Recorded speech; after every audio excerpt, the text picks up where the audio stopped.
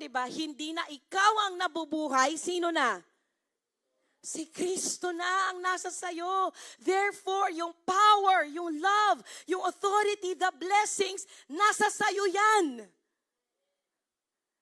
Ganon ka kamakapangyarihan nung nag-decide ka na ibigay ang buhay mo kay Lord.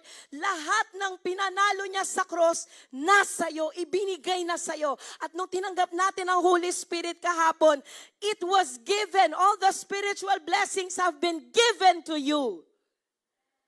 Power para tanggihan ng sin, it is yours. Para makaresist sa temptation, it is yours. Para makaangat sa buhay, it is yours.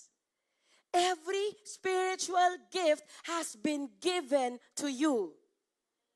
That's how powerful you are. Tapikin mo ang iyong katabi at sabihin mo, ganyan ka kamakapangyarihan.